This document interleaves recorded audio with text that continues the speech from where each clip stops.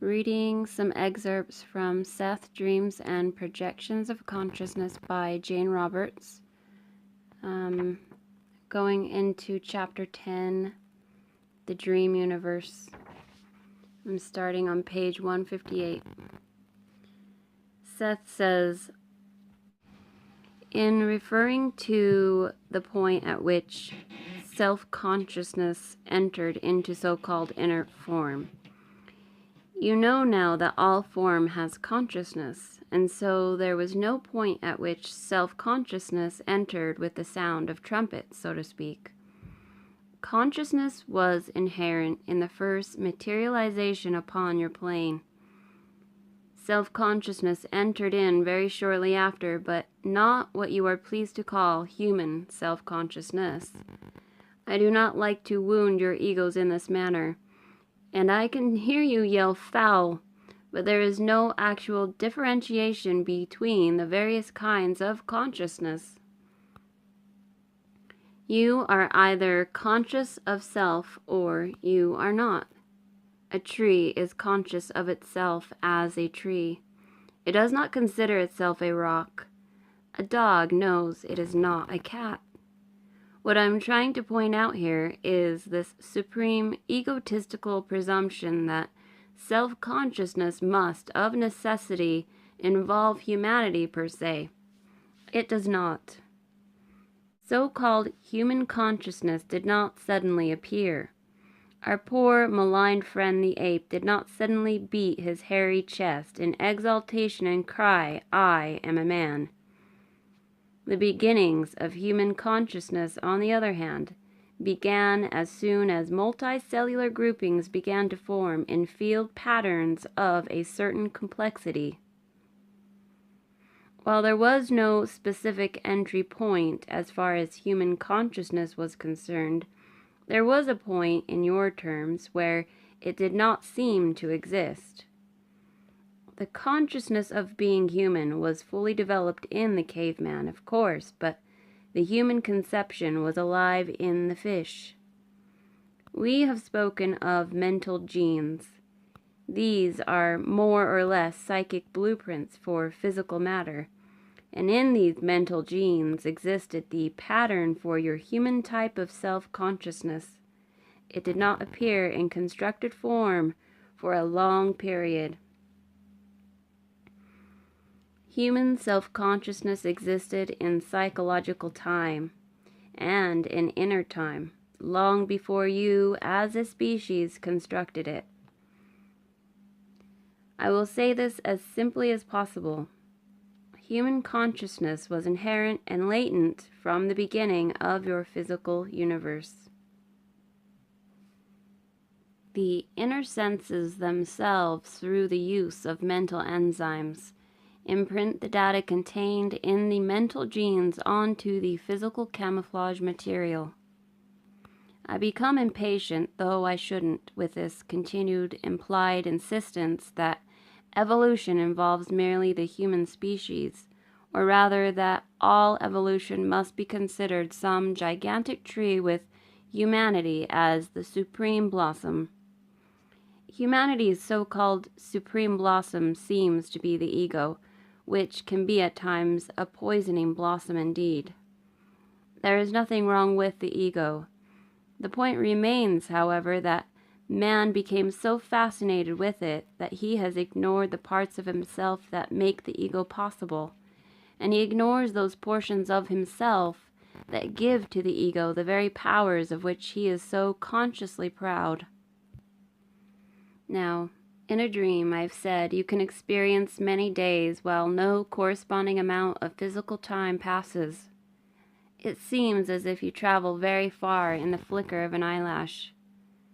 Now, condensed time is the time felt by the entity, while any of its given personalities live on a plane of physical materialization. To go into this further, many have said that life was a dream. They were true to the facts in one regard, yet far afield as far as the main issue is concerned. The life of any given individual could be legitimately compared to the dream of an entity.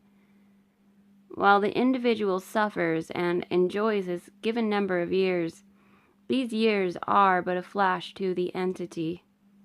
The entity is so concerned with them in the same way that you are concerned with your dreams.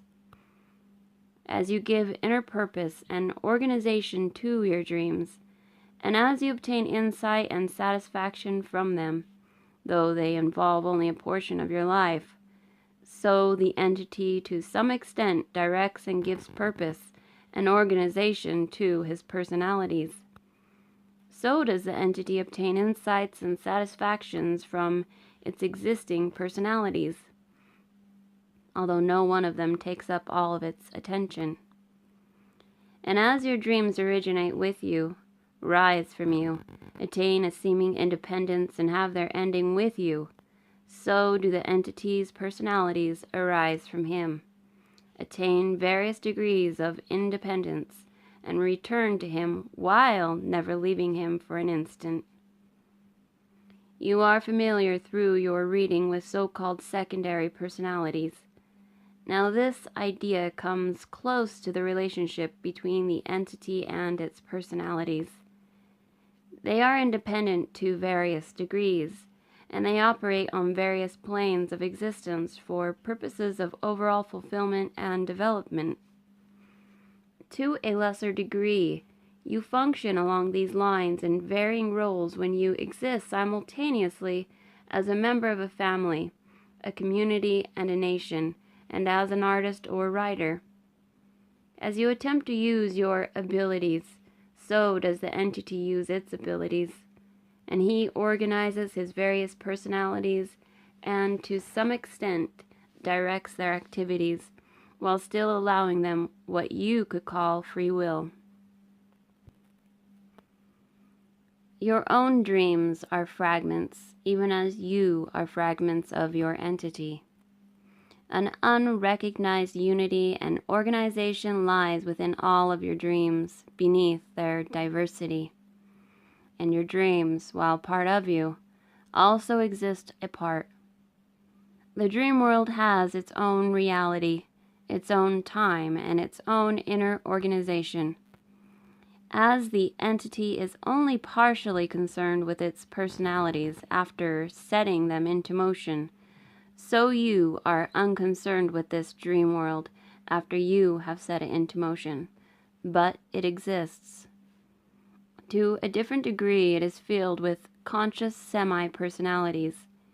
They are not, as a rule, as developed as you are not as developed as your entity is. That dream world experiences its own continuity. It is not aware of any break, for example, when you are waking. It does not know if you sleep or wake. It merely exists to a fairly vivid degree while you dream or sleep, and it sleeps but does not die when you waken. The entity itself does not have to keep constant track of its personalities, because each one possesses an inner self-conscious part that knows its origin. This part, for now, I will call the self-conscious beyond the subconscious. I mentioned that some part of you knows exactly how much oxygen the lungs breathe, and this is the part of which I spoke. It also receives all inner data. This portion of the personality translates inner data and sifts it through the subconscious, which is a barrier and also a threshold to the present personality. I told you also that the topmost layers of the subconscious contain personal memories and beneath racial memory. The personality is not actually layered, of course, but continuing with the necessary analogy, beneath the racial memories, you look out upon another dimension of reality with the face of this other self-conscious part of you. This portion is turned toward the entity. When such abilities as telepathy are used, this function is carried on continually by this other self-conscious part of you. But as a rule, you act upon such data without the knowledge of the ordinary conscious self. There is also a corresponding but lesser self-consciousness that connects your present personalities with the dream world, which is aware of its origin and communicates data from you to dream reality. If you will use psychological time as I have told you, you will get immediate first-hand experience with many facets of reality, which take me pages to explain with the use of words. All entities are self-aware portions of the energy of all that is. They are self-generating, and if you understand this, you will stop thinking in terms of beginnings and endings. The inner senses operate on all planes and under all circumstances. The outer senses vary according to plane and circumstance. The outer senses are dependable only in terms of the definite system of reality for which they are constructed. Their purpose is to enable the conscious personality to recognize as valid camouflage patterns that are only valid under certain conditions. Joseph was correct when he spoke of entities creating stages upon which to act out their problems. The point is that once the play begins, the actors are so completely engrossed in their roles that they forget that they themselves wrote the play, constructed the sets, or are even acting. The reason is rather apparent. If you know that a situation is imaginary, you are not going to come to grips with it.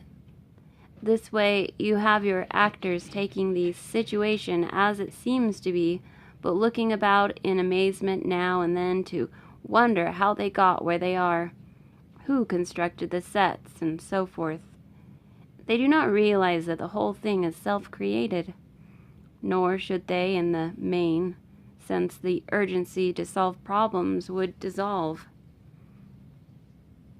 I am not worried that I'm going to disturb the balance. Far from it. The fact is that the realization can, and often does, come after the play is well underway, and at this point the camouflage action is so involved that the realization itself appears in the framework of the camouflage and is often indistinguishable from it.